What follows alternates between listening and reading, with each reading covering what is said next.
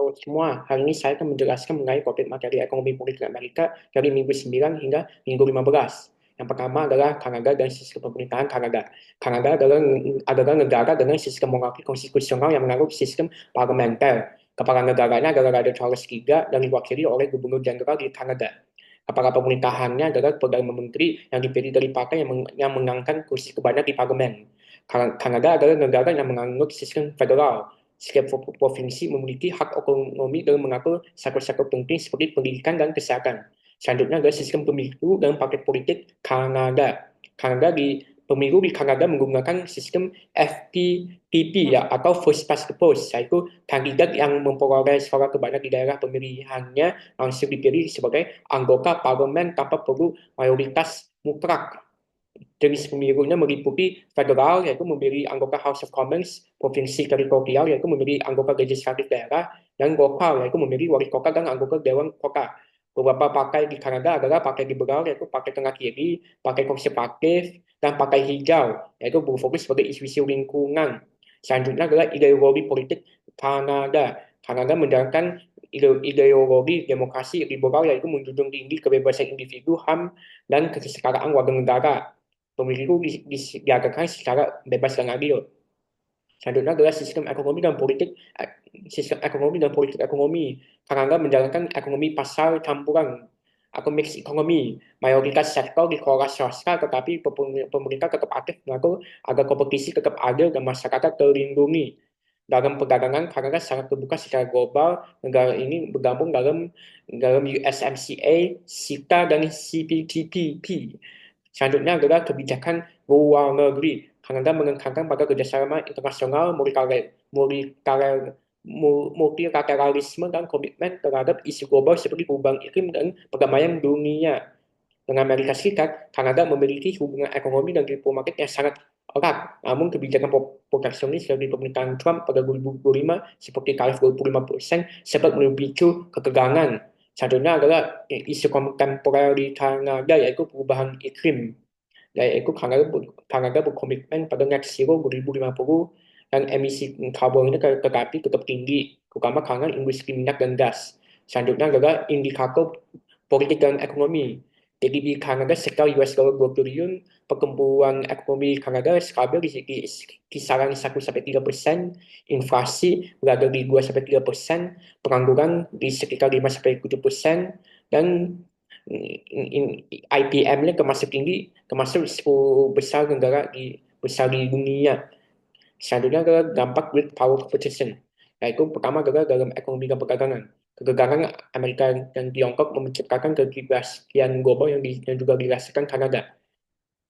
Yang selanjutnya adalah dalam bidang keamanan. Sebagai anggota NATO, Kanada terlibat dalam aliansi pertahanan barat.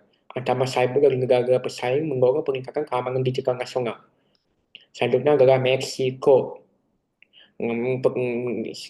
Sekarang membahas mengenai ekonomi Meksiko, yaitu pertumbuhan ekonomi sejak krisis pisau berkisar di sekitar 1,7% per tahun, lebih rendah dari rata-rata historis. PDB tahun 2022 mencapai 1,4 triliun, menjadikan Meksiko ekonomi ke-14 terbesar di dunia. Selanjutnya adalah struktur ekonomi. Sektor dasar menyumbang sekitar 58% dari PDB. Industri menyumbang 32% dari PDB. Sektor jasa menyumbang 58% dari PDB. Sektor primer hanya menyumbang 3,4% dari PDB. Selanjutnya adalah perdagangan dan investasi. Meksiko adalah anggota APEC, USMCA, dan TPP. Atau USMCA itu dulu adalah NAFTA. Di dalam sektor manufaktur, Meksiko menyumbang 19% dari PDB. Nah, tantangan ekonominya adalah ketimpangan di Meksiko masih besar, yaitu 36% rakyat hidup di bawah garis kemiskinan. Korupsi dan ekonomi informal merusak daya saing, dan kakak narkoba menjadi ancaman terhadap stabilitas dan investasi. Selanjutnya adalah sistem pemerintahan. Bentuk negaranya adalah republik presidensial dan kekuasaan terbagi tiga, yaitu eksekutif presiden, legislatif DPR dan senat, dan yudikatif yaitu Mahkamah Agung. Selanjutnya adalah partai politik Meksiko. Meksiko menganut sistem multipartai, ada 6 partai nasional dan beberapa lokal. Salah satu contoh partai politik adalah partai revolusi demokratik. Selanjutnya adalah indikator politik, yaitu skor efektivitas pemerintahan berada di skor minus 0,2, skor stabilitas politik berada di skor minus 0,6, dan hal tersebut ini menandakan adanya risiko kekerasan politik meskipun tidak ekstrim.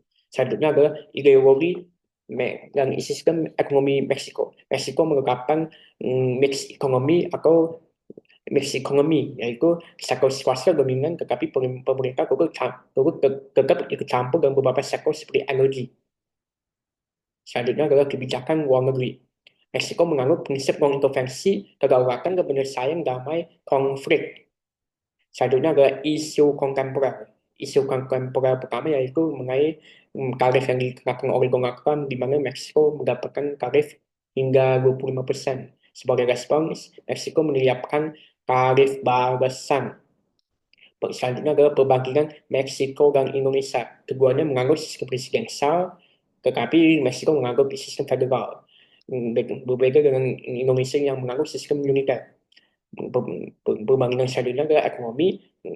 Meksiko mendapatkan pertumbuhan ekonomi sekitar 3,2%, tetapi Indonesia mendapatkan lebih tinggi yaitu sekitar 5,1%. Selanjutnya adalah Venezuela. Venezuela terletak di utara Amerika Selatan dan mempunyai populasi sekitar 31 juta jiwa manusia. Sejarah Venezuela adalah Venezuela awalnya dihuni suku Arawak dan Karen. Ditemukan oleh Columbus pada 1498.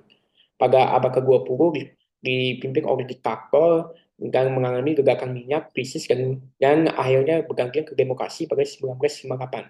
Kemudian Hugo Chavez berkuasa sejak 1999 dan lalu akhirnya digantikan oleh Maduro di tengah krisis ekonomi dan isolasi internasional. Sistem pemerintahan Venezuela. Secara konstitusional, Venezuela adalah negara republik federal dengan sistem presidensial. Tetapi namun paket politiknya sangat terpusat. Presiden memiliki wewenang luas atas eksekutif, kebijakan luar negeri, militer, dan ekonomi. Presiden Venezuela menjabat selama 6 tahun agar mencalonkan kembali tanpa batas. Kekuasaan kebagi menjadi 3, yaitu eksekutif, legislatif, dan yudikatif. Ideologi politik Venezuela. Venezuela mengalami beberapa fase ideologi, yaitu pada 1940 hingga 80-an, ideologi Venezuela adalah nasionalisme populis. Pada tahun 1999 sampai sekarang, ideologi Venezuela adalah sosialisme yang menghidupkan semangat anti-imperialis dan sosialisme dengan pendekatan populis. Selanjutnya adalah sistem ekonomi Venezuela. Venezuela menganut sistem mix ekonomi. Pemerintah mengontrol sektor strategis seperti minyak, listrik, dan komunikasi. Namun swasta masih boleh beroperasi di bidang dasar dan manufaktur. Selanjutnya adalah indikator politik dan ekonomi. PDB Venezuela sangat fluktuatif dan sangat tergantung pada harga minyak dunia. Indeks Gini koefisiensi berada di skornya adalah ketimpangannya sangat tinggi, inflasinya sangat tinggi atau hyperinflation. Indeks skor kebebasan politik yaitu sangat terbatas.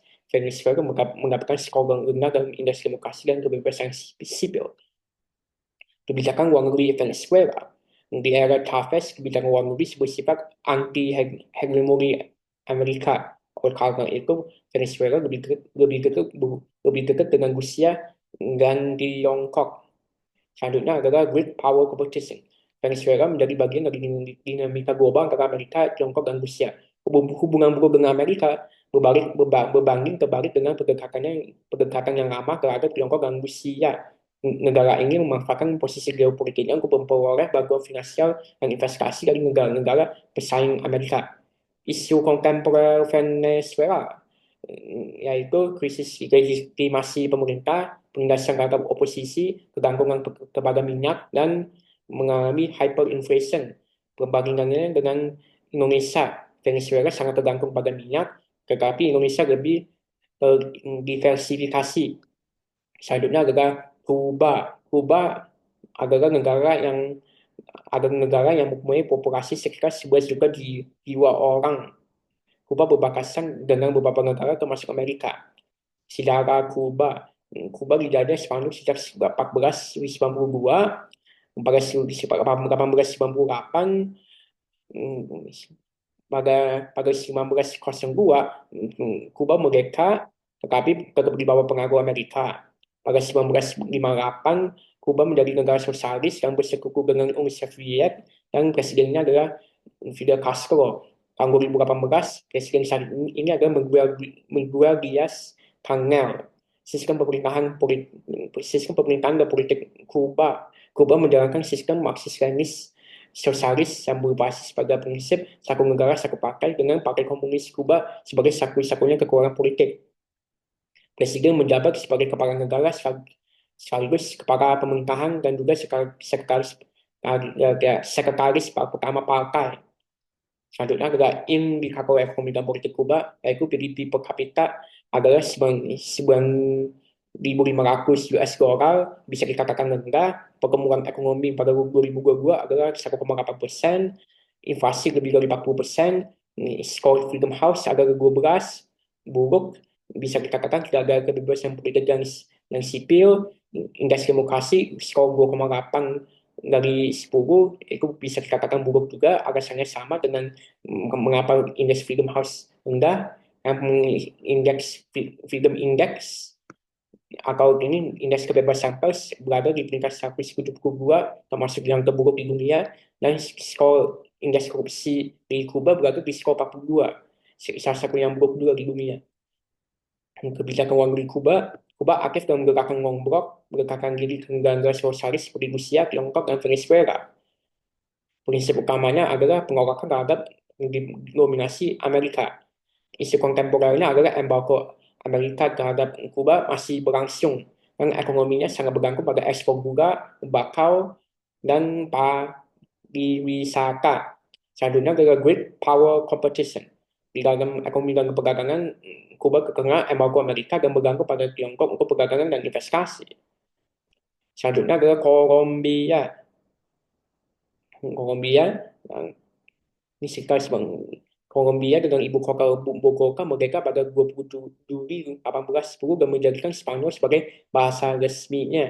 Negara ini menganut sistem republik presidensial, yang presiden saat ini adalah Gustavo Petro. Perkembangan ideologi politik Kolombia.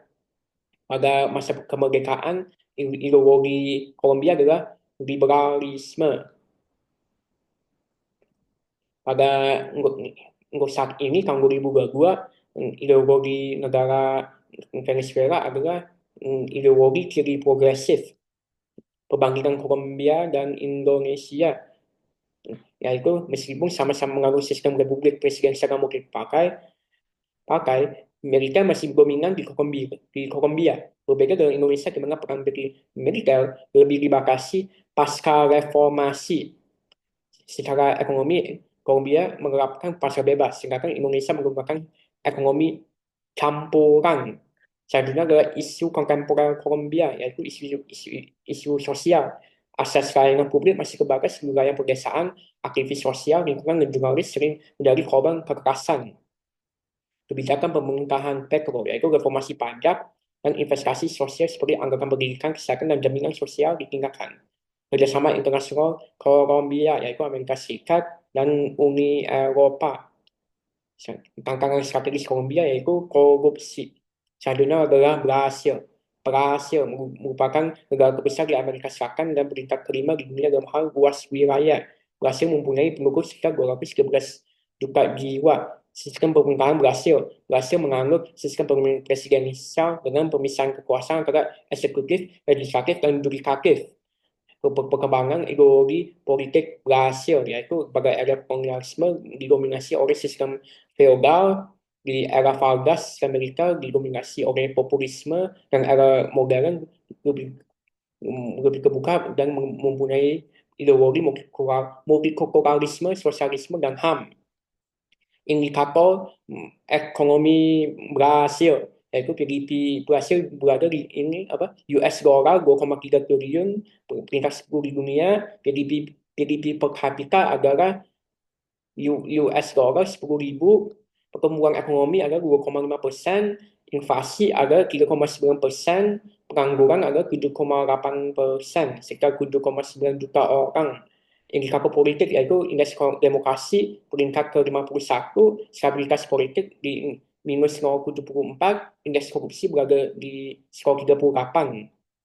Posisi berhasil dalam Great Power Competition, berhasil netral dalam kompetisi besar dengan Amerika, China, dan Rusia, namun tetap aktif mendorong keseimbangan kekuatan dengan membentuk tatanan global alternatif melalui kerjasama dengan BRICS.